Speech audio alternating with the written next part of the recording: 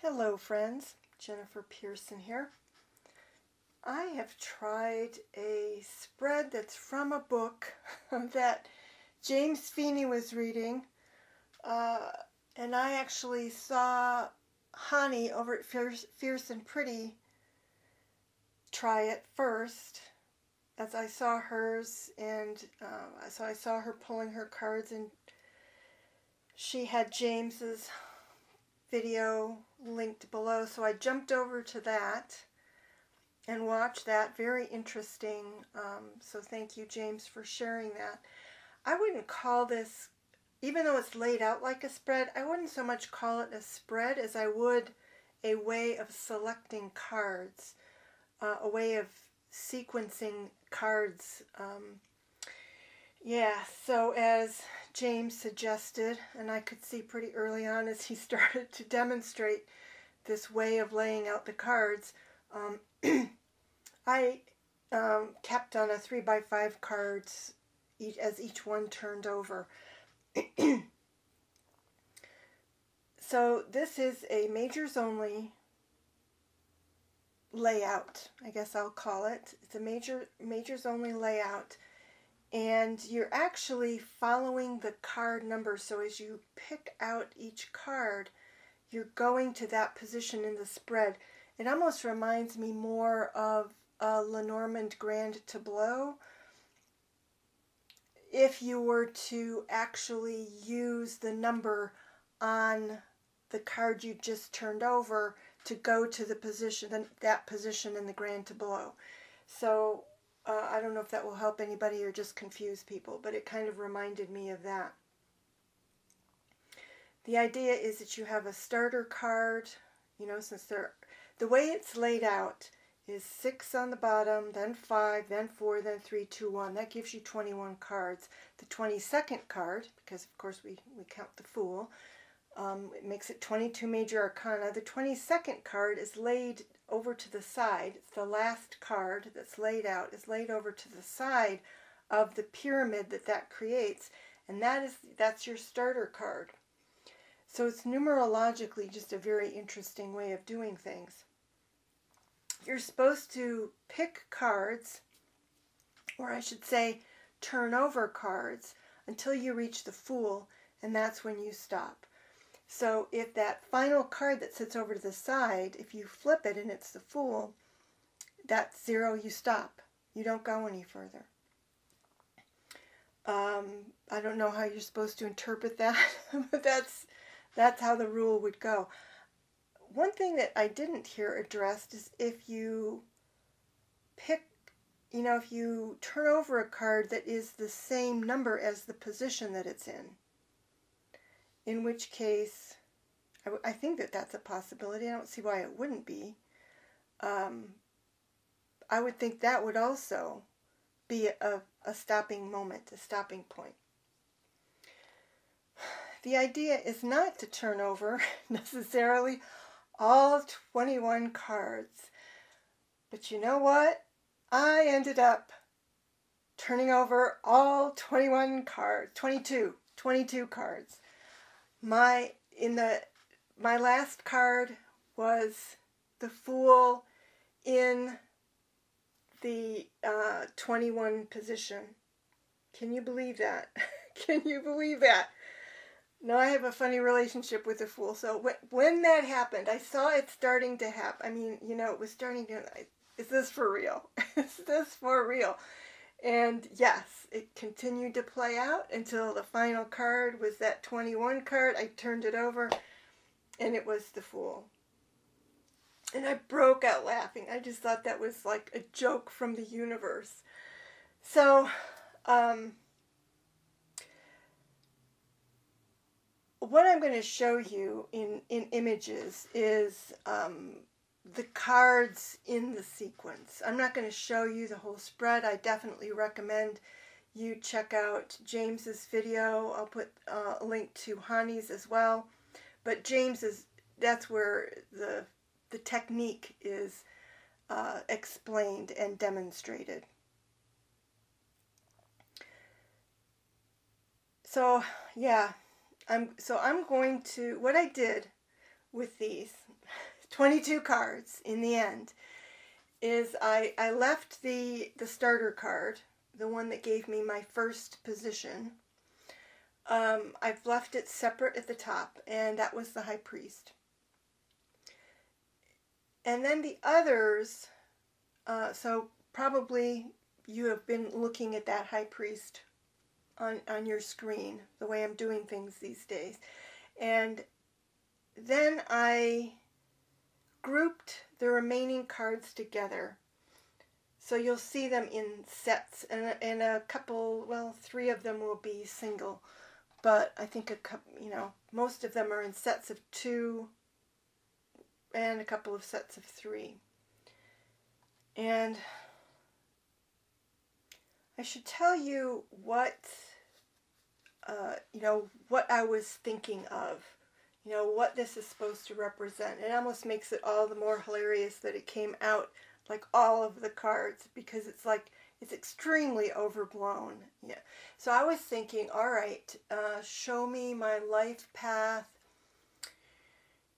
and through the end of August. Through the end of August. And part of the reason I did that is because at my work, this is a particularly busy and tricky time. Usually it starts to taper off in the middle of August, but I took it through the end of August. So that's, I think, about 16 weeks, May, June, July, August, 4 months, 16 weeks or so. There might be some extra weeks in there. And I have, let's see, 1, 2, 3, 4, 5, 6, 7, 8, 9, 10, 11 sets of cards kind of here. But again, it's like the idea that I would go through all major arcanas, all of the major arcanas within 4 months, of course, is overblown and ridiculous. So I'm not going to interpret them in a necessarily major arcana way as these deep and meaningful changes that are going to occur over the next 4 months. To me, that would be indicating something I couldn't even handle. There would probably be some time in a mental institution if that were to happen. I'm slow, not even like a turtle. I'm slow like a sloth. Like everything is like slow motion. So, but I will go through these. All right, so we started with, just as a demonstration for kind of how to handle an excess of cards. And I've made note of these, and I will preserve my notes and put them away as I usually do. I've got it on a 4x6 card, and I'll put it away, and I'll make a note to myself somewhere to check at the end of August, or probably I'll check every month or so, and just see if I seem to be progressing through these cards. I used an untraditional deck. I used the Gift of Life Tarot because, why did I? Because this deck, part of its modus operandi is life purpose kinds of readings. And it's one that I newly worked with. I had another one that I wanted to work with. It is also new, but I'm working with it in another way, and I have some cards separated from it, and I didn't want to mess with that. So I used the Gift of Life, and it has it has done a holy joke on me here. So started with the High Priestess, or excuse me, the High Priest. So how am I going to take that? As I look at this person on this card, he looks like he's trying to stay centered and grounded. And since I pulled all 22 cards in the deck, that may be my primary mission over the next 4 months, is just to maintain my equilibrium, my sanity, all of that stuff. might be my primary overarching mission here. The first two cards that I'm grouping together are a very happy group. They are Fortune, or the Wheel of Fortune, and the Star, which you're going to hear little rustlings as I pick cards up, but so how can you interpret that other than a positive turn of fortune, a very positive, a healing turn of fortune, potentially. And if you look at that Star card, you know, making your way kind of through a difficult situation unscathed. Her dress is still white.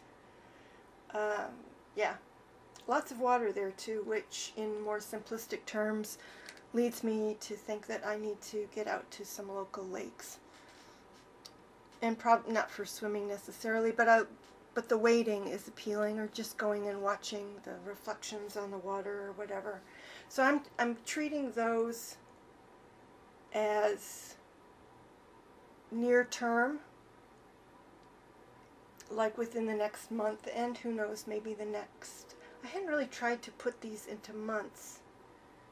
And I'm not sure that I'm going to. I'm sure that would kind of break down before too awfully long. But the next set of cards are the Magician and Strength. And I see this, again, in an attempt to simplify some major arcanas here, as, well, a couple of different things. Sticking with my strengths, you know, so the Magician is a card of talents, and to me this Strength card is, well, it can be a couple of things, but, well, of course it can be many things, but in this case I feel like that's sticking with my strengths. You know, I may be versatile, flexible, like the snakes in that card, but I feel like that second card is saying, stick with your strength, stick with what you know, to not let myself, not let others, more likely, who know about my flexibility, lead me into areas that are only going to be frustrated and upset that high priest equilibrium. To not allow that. That's something that I have issues with. I'll be like, well, yeah, I could probably do that, you know, and I get led down a path that leads to frustration, and I don't need that. The other possibility of that strength that I can see is that instead of having, like the Magician, that many different snakes there, is if somebody wants me to go outside my skill set or into a less well-developed skill set, then all of the other stuff has to be put aside. That Strength card is about focusing on a single mission. Alright, so let's look at the next set of cards, and they are Death, the Star, and Temperance. I still can't believe this worked out this way. I keep thinking, is there one I did incorrectly? But I went back through it as I was picking them up to rearrange them into the order that they were turned over. I kind of walked back through the system, and it seemed it all worked out the same. But anyway, we have Death, the Sun, and Temperance. Death, the Sun, and Temperance. Now, if I'm going to have the Death card, I certainly love having the Sun card directly after it. This is not a traditional Death card. It's somebody kind of going through a festival, a ceremony, or something, if you read in her guidebook, that involves, you know, this powdered face look. It isn't an initiation, although that's kind of the first thing that comes to mind. like especially with the sun right after, it's like going through an initiation and doing well. And then lastly, that Temperance card to me is a reminder not to overdo things. You know, she's balancing on a log as she's crossing over kind of a swampy area there. Yeah, this could to me indicate, you know, I don't have any plans to like take another shamanic course or do anything like that. But there's a sense of a change with death that has a positive result. Maybe too positive. I'm extremely introverted and not as healthy as I'd like to be, and you know, I would love it if that changed. You know, that death could be a transformation. The death in the sun could be a transformation into a brighter state of health. You know, I'm all for that. But that Temperance, I feel like, is backing off from the sun. It's like just, you know, you might have, and this is not uncommon with my health issues, a situation where you're feeling really good. And when I do that, I have to be careful to do the Temperance thing and not overdo. If I overdo, I throw myself back into a bad situation. So I see those three kind of working together, or a little bit, at least the sun and Temperance working off each other. But again, you know, if you're going to have the Death card, you know, what a great card to have right after it, you know, is the sun. The next card is the Empress. And, you know, I could almost have put that after the Temperance as nurturing myself or something, but I don't think that's what this is, this Empress. Because of the image on the card, I don't know if it's a matter of some socializing, but I feel like it's nurturing others. And who knows what form that could take.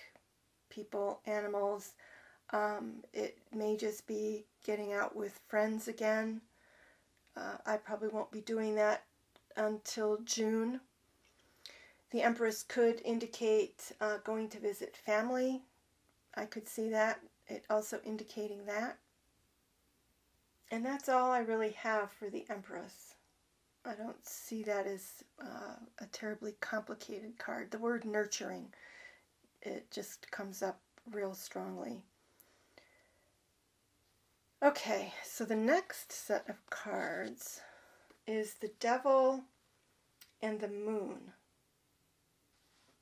And I'm not sure what to make of those, to be honest, right off the bat, but I definitely feel like they belong together.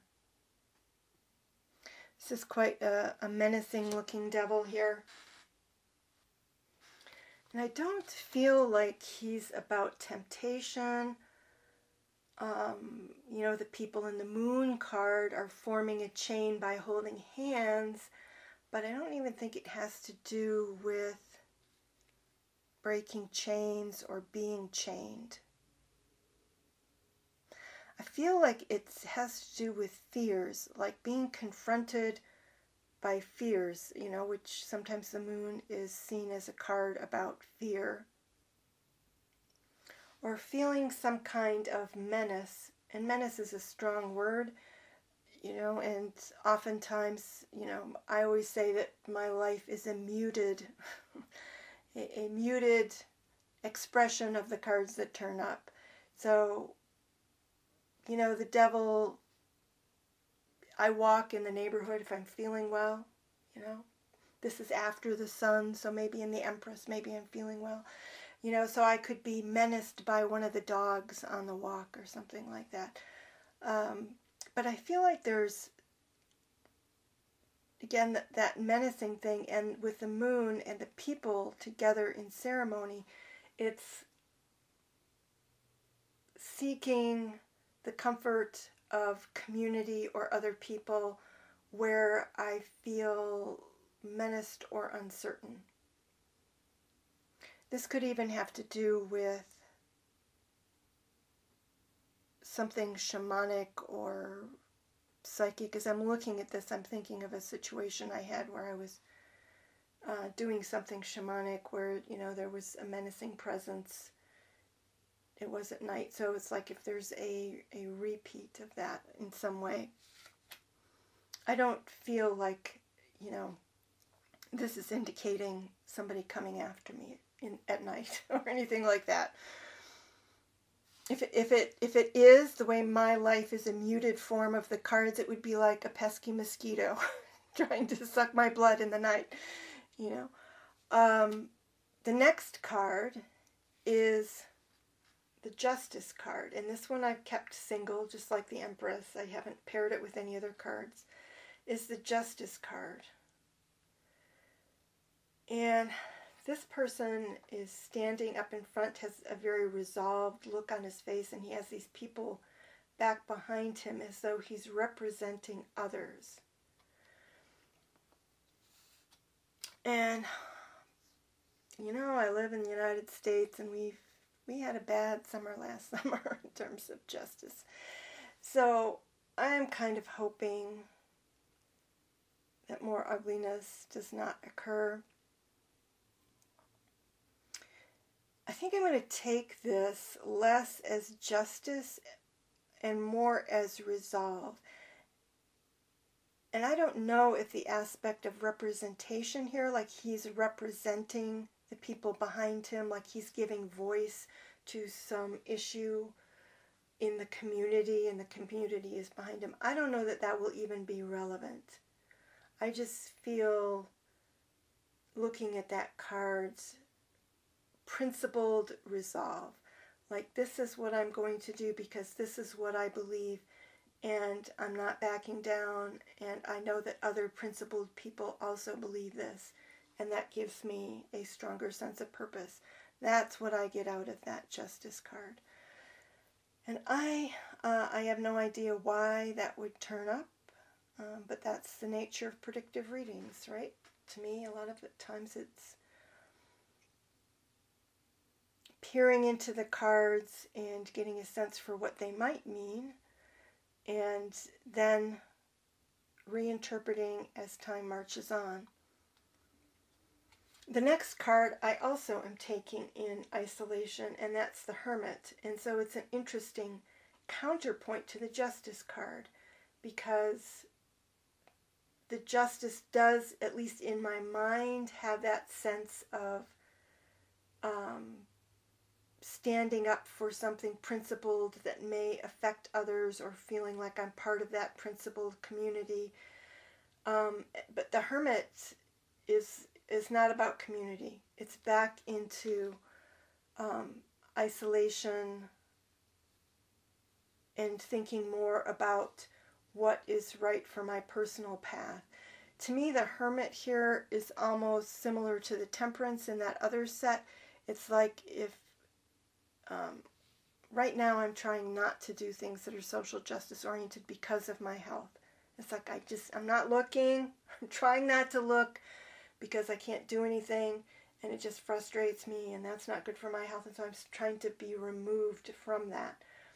And so that Justice card could indicate a moment of weakness where I get carried away with something to do with social justice, and then I'm swinging back with that Hermit, and it's like, just be careful. I don't have the energy for that. It's one of those things where I'm reaching a point where I have to leave that to other people.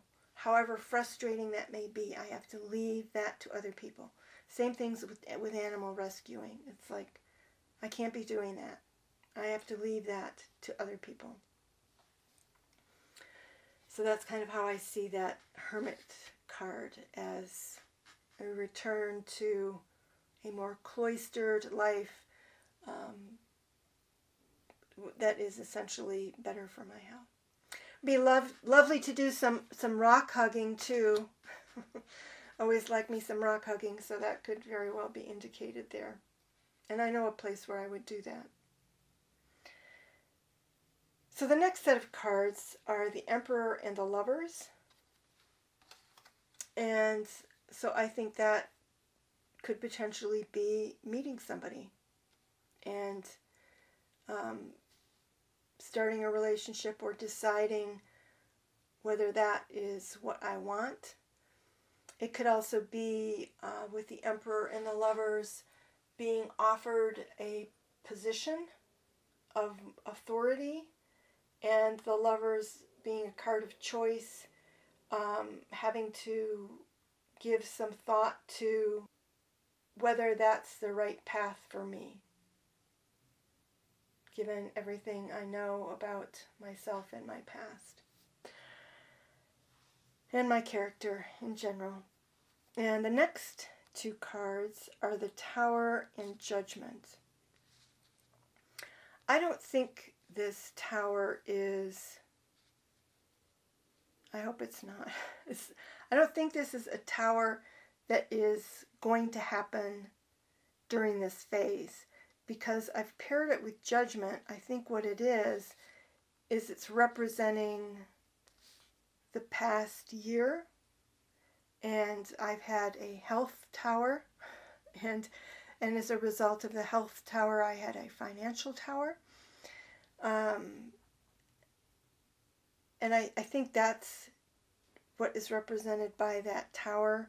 And then the Judgment is calling me back to life, or calling me back to some endeavor that I had to give up over the past year because of my health. Something along those lines. Being called back from a disaster. The next set of cards is the Hanged Man and the High Priestess.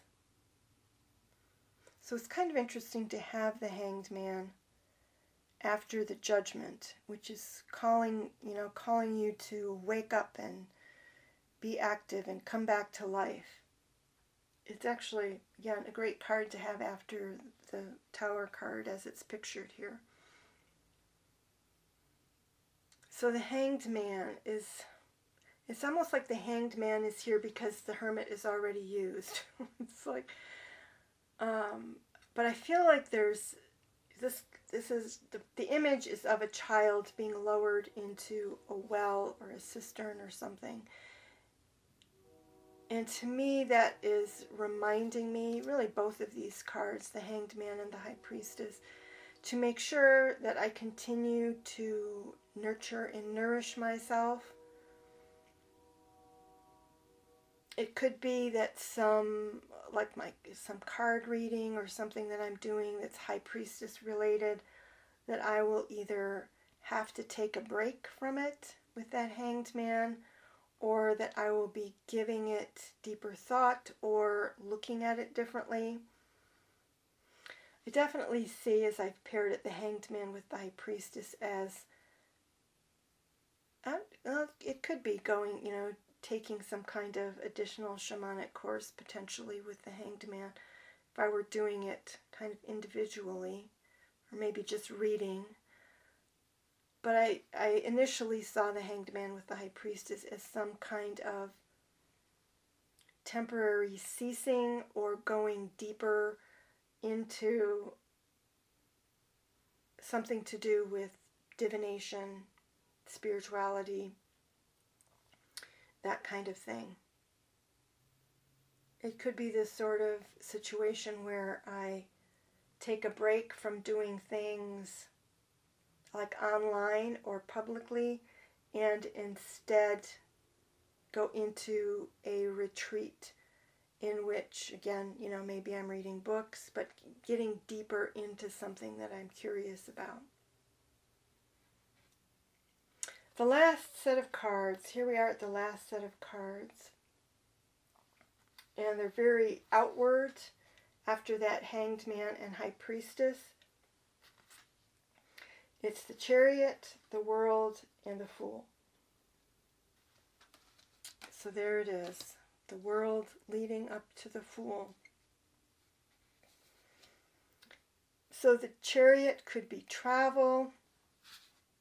I generally don't like to travel too awfully far in August because it's so blazing hot here in Alabama.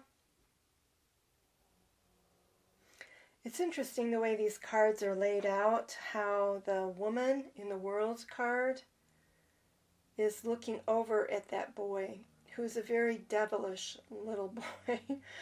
And it looks like he's creating like a mud ball or something. He's ready to throw it at that woman.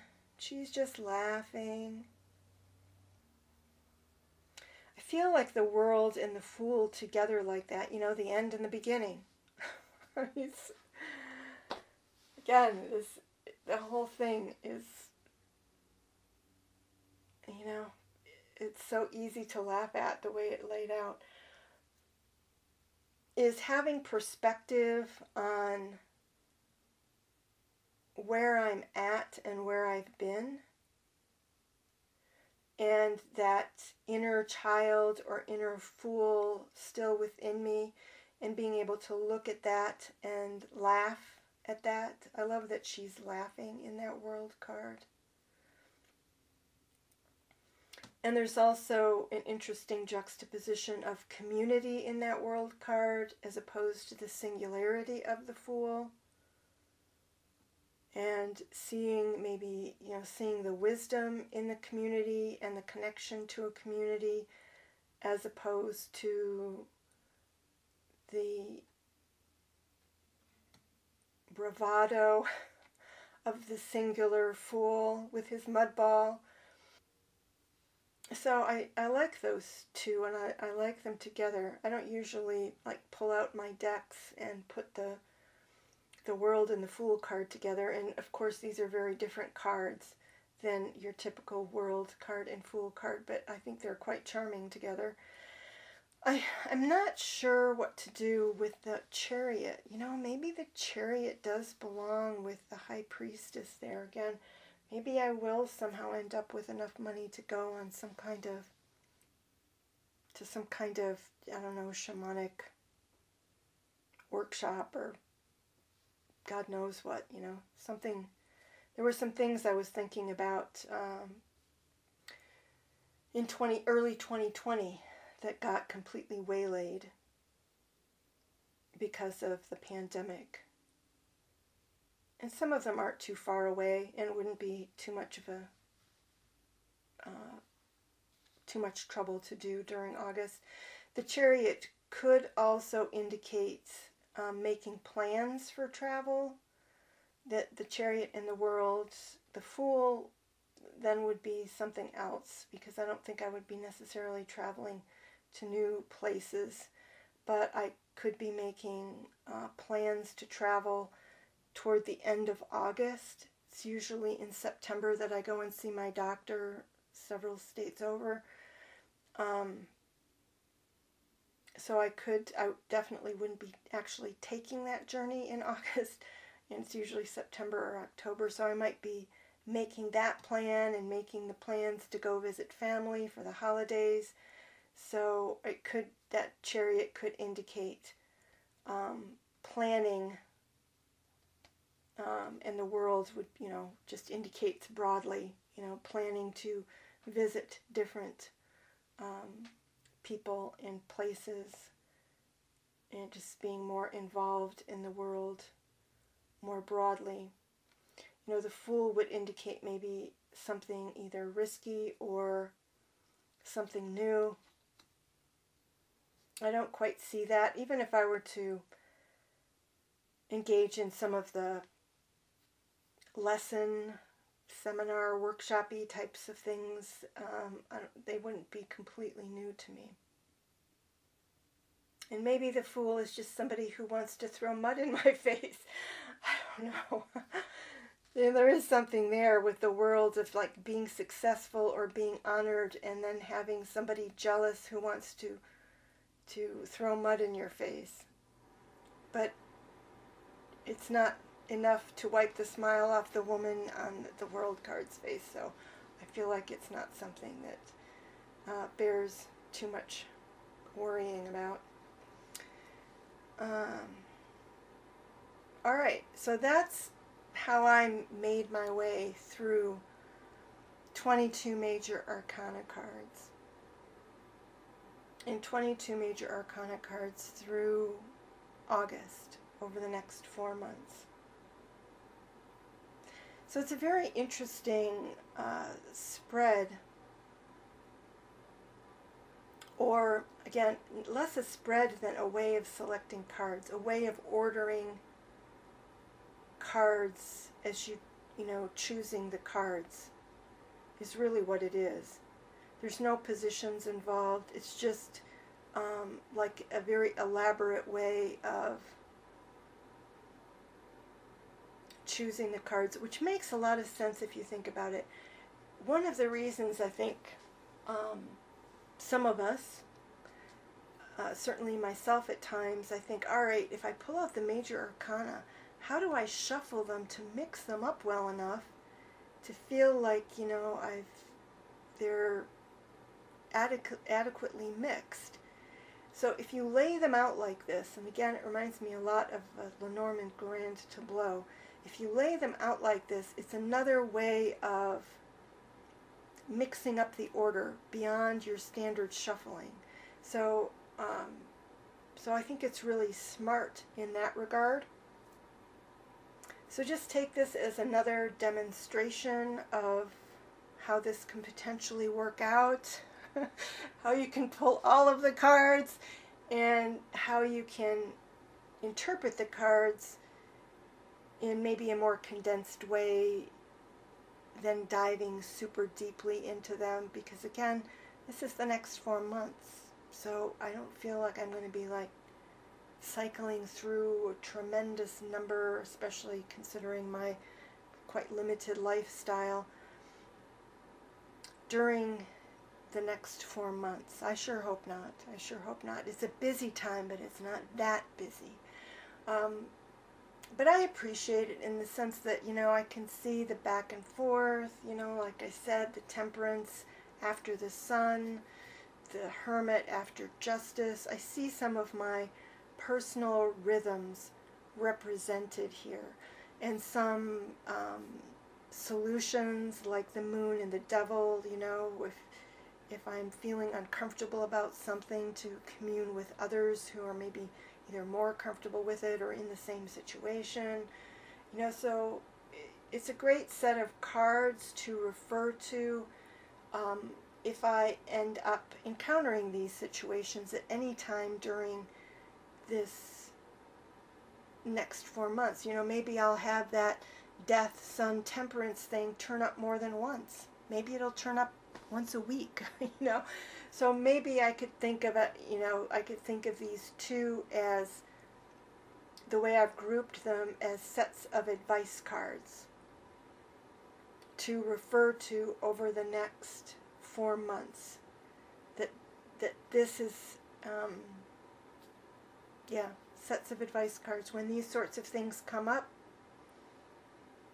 to look, when I have somebody trying to give me authority, or use, you know, like the Emperor, or be more flexible than I'm currently comfortable with in the Magician, then here's my advice over the next 4 months. Anytime that sort of issue arises, I can refer to this tableau. It might not be a Lenormand Grand Tableau, but it feels like a tableau of major arcana advice cards. Yeah, I could see doing this yearly or quarterly or something like that. I could see that in this advice kind of way. Again, with the High Priest and his centered, grounded, not being disturbed by the Wheel of Fortune turn of events kinds of things. You know, I think that's great.